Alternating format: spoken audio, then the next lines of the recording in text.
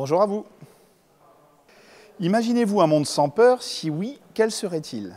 Un monde sans peur, c'est un monde sans vie. La peur faisant partie intégrante de la vie, faisant partie intégrante de l'être humain, je ne peux pas concevoir le monde sans peur.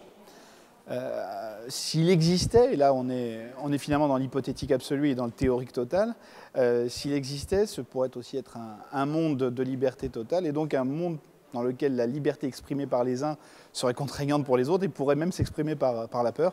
Donc il n'existe pas de monde sans peur, même chez les petits-enfants, comme on a essayé de me le faire comprendre. Je crois que la peur précède tout objet, la peur est inscrite dans l'être humain, donc s'il existait un monde sans peur, finalement, ce serait un monde sans vie. À titre personnel, où situez-vous la limite entre la peur qui empêche de celle qui fait agir? La peur inhibante donc contre celle qui pousse à faire. La limite, où est-elle? Qu'est-ce qui fait que de la page blanche, je passerai peut-être à la page écrite, à la page inscrite? Bon, c'est peut-être le pouvoir de création. C'est l'aptitude à créer, c'est l'aptitude à concevoir et c'est l'enthousiasme que cela génère qui permet, selon moi, de passer de la peur qui empêche à celle qui fait agir. Ce n'est pas tant un réflexe de survie comme pour une peur vitale. Là, on parle de peur psychologique, à mon sens. La peur de ne pas agir est une petite mort. Et il y a un mot qui fait cette synthèse, c'est la procrastination. Le fait de reporter toujours ce que l'on peut faire immédiatement ou ce que l'enthousiasme nous briderait à faire. Et finalement, la limite, c'est la vitalité de notre pouvoir de création, à mon sens en tout cas. Votre mort vous fait-elle toujours peur? Ma mort.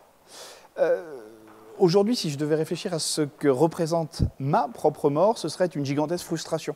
Ce n'est pas tant une peur, même si encore une fois la peur est en chacun de nous, c'est une frustration d'un travail, d'une action, d'une présence qui n'est pas aboutie, c'est tout simplement un cheminement de vie. J'ai 44 ans, je ne me vois pas mourir demain, et si je devais mourir, parce que l'éventualité se présente au moment où je vais vous quitter, dans ma voiture, dans une compétition sportive, dans une chute, que sais-je, le sentiment que cela éveille en moi n'est pas de la peur à ce stade, mais vraiment de la frustration.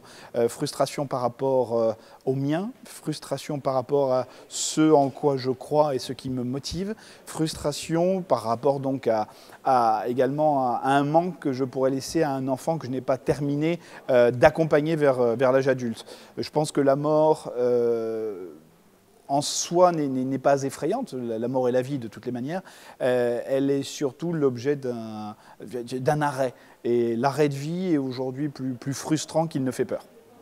Je vous remercie beaucoup.